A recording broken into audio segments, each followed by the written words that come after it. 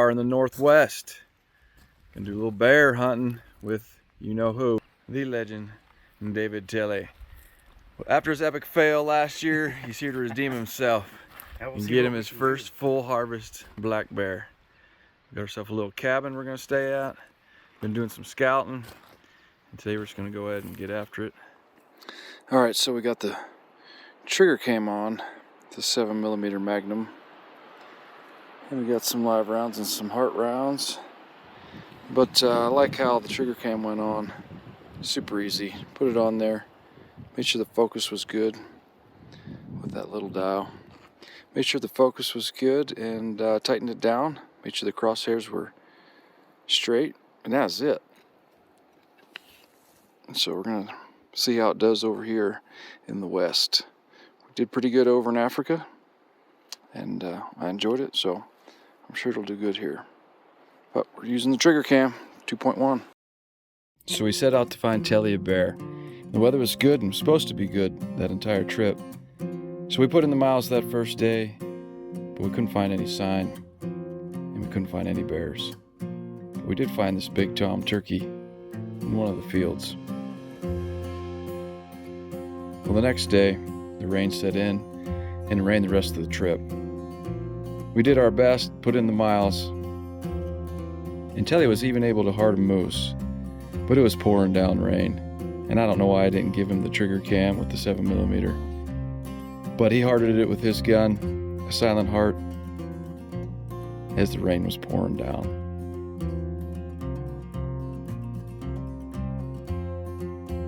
The next couple days we just hiked and hiked and hiked, and we put in the miles, but we couldn't find any sign hardly, so we decided we had had a good time and had a couple days before I'd meet Gray to hunt some more bears, so I decided to go to central part of the state and hunt for a few days by myself and see if I couldn't find a bear.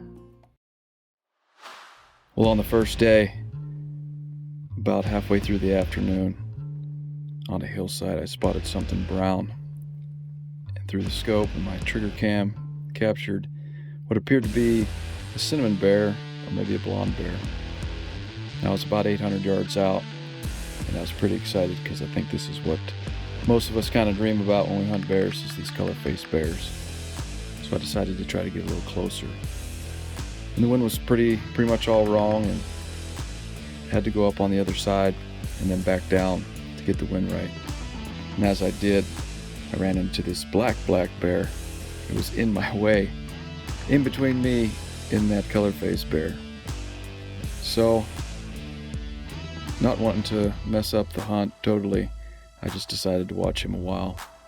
Threw my scope, took some video with the camera on my phone. As you can see, it's a little bit shaky as I'm just offhand right here behind a bush. But I did get some good footage of this nice black bear, and I could have hearted him a couple times, but decided, I was really after that color-faced bear. The wind was wrong, so I just decided to kind of back out of there and let him go. As you can see, they're just feeding on some green pasture, green grass there, and didn't even know I was there. And I was about 75 yards out on that deal.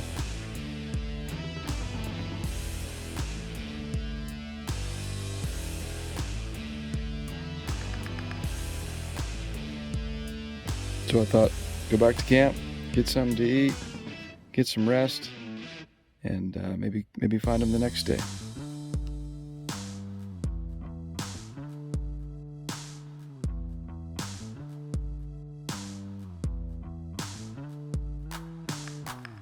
Well, slept in the tent teepee last night. It was pretty good.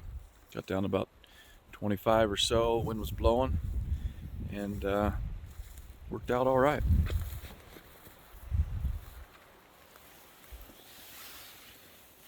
You can see I got a sleeping bag, got a little buddy heater just to take the chill off before I go to sleep in the morning. Not while I'm sleeping, because everything stayed pretty comfortable. Got the old jet boil for coffee and breakfast, and over here charging the trigger cam 2.1 with this Jackery Explorer 240. Pretty handy little unit. You get a lot of charges on the cell phone and the trigger cam or any electronic device you need. Well, I got a little time before head out into the woods. You know, bear hunting is just kind of relaxed until about 3 o'clock or so, and then you take off.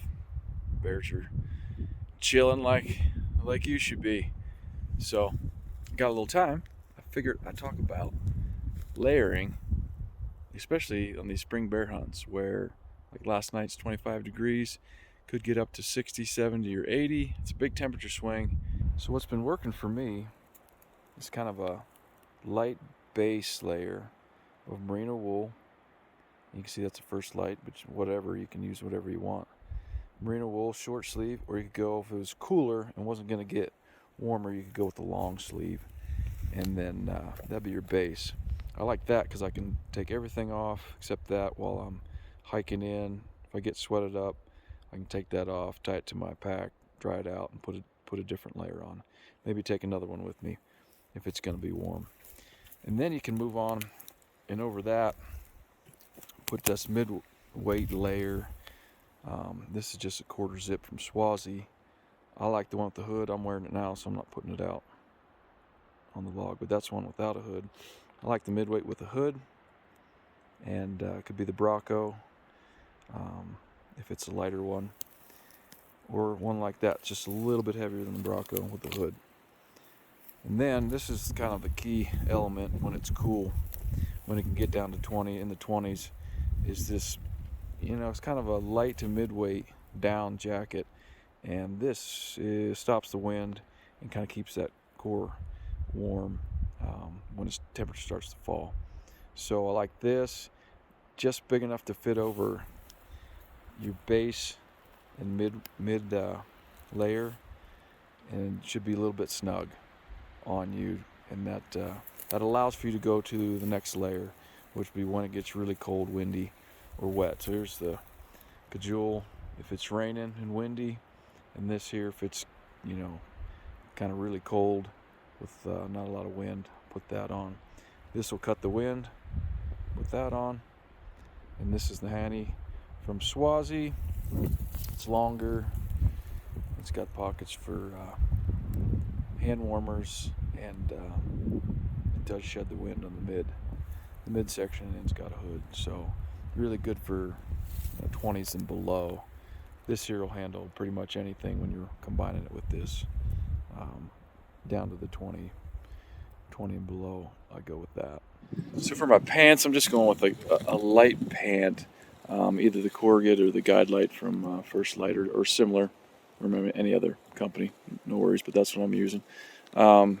Merino wool base layer, of course, I like that, and it seems to work because you're on the move. My legs don't get cold even if I'm sitting, so you don't need much there. I guess if you were in a stand situation, you definitely want something down and heavier layer to keep you warm as you're sitting there. But spotting and stalking, you just need light pants, and that base layer keeps you warm.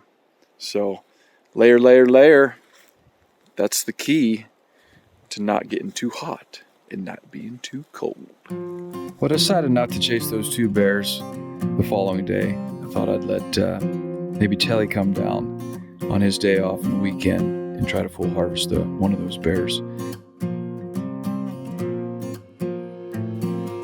Put in a few miles that day too, up a different way, but didn't really run into anything else. Saw a lot of sign, but no more bears. So that wrapped up the 2-day hunt in central Montana. It's always a beautiful spot. I really enjoy it, but it was off to go see Gray.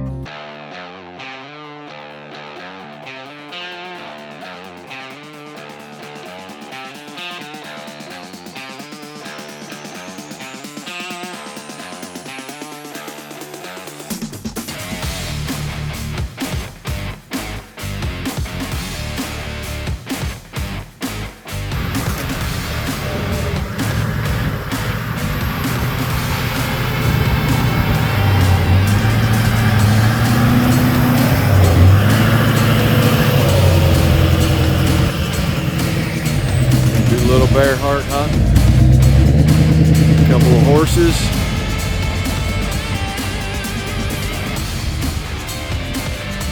A lot of country. What do you think, Rabel? Hey, we're here, Bear Camp 2022. Well, we were going to be hunting big country, so we started glassing a bit and just doing a little recon of the area we were going to hunt. We picked a good spot, saddled up the horses, and we decided to head higher. Now it was greening up on the sage flats, but we didn't feel that the bears would be down that low quite yet, so we headed up higher. And when you're on a good horse and you're hunting bears, it just doesn't get any better than that. We saw a lot of beautiful country, and on the first day, Gray spotted a really nice bear. It looked like a cinnamon bear, but it was probably a mile away and light was getting low. So we decided to call it a day, give the horse some rest, and try it again tomorrow. Well, the next day found a little bit windy, but we were glassing big country and we were hopeful. We had the vantage points and we had the horses, so we could cover a lot of country. But in the end, we didn't find any bears. So on the last day, we decided to head down in elevation and go all the way down to where the creek was and follow the creek back down. And there, 15 minutes left of light, Gray spotted a black bear. Now I was over a quarter mile away, so we did some glassing, looking through the scopes, trying to figure out if this was a bear that Gray wanted to full harvest. At times he looked big, but when he'd go into the sagebrush, we knew he wasn't quite the bear that Gray would want him to shoot. So we made a plan to close the distance and try to get within 50-60 yards for a heart shot. Now we had to cross a swollen creek, and we had to get up high above this bear, and we only had about 10 more minutes of light, so I was a little worried we weren't going to make it in time. But I asked Gray if he wanted to do it, and we took off. What do you think, Rabel? Got in position, the wind was at my back, and the bear winded me and started moving off. At that point, he was about 60, 70 yards out, and he decided to stop and present a broadside shot for me. I made the heart shot on a beautiful black bear. Now the trigger cam didn't capture the video as the light was too low and I didn't have the low light feature on at the time. But we made the heart shot. I'm confident in it, and I'm confident that I would have got that. And at the end of the day, we were both happy. Gray was getting worried we weren't going to find a black bear and get a heart shot or a full harvest, but I kept telling him they can show up at any minute. We just got to keep trying, keep riding, keep glassing.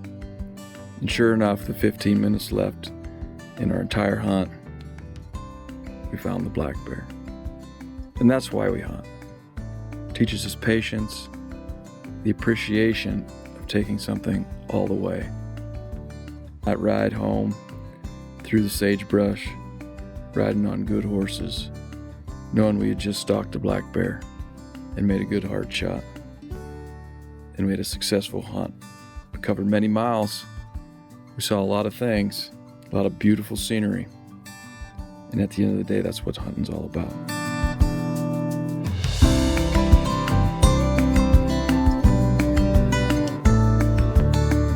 Being with a good friend, riding good horses, big country.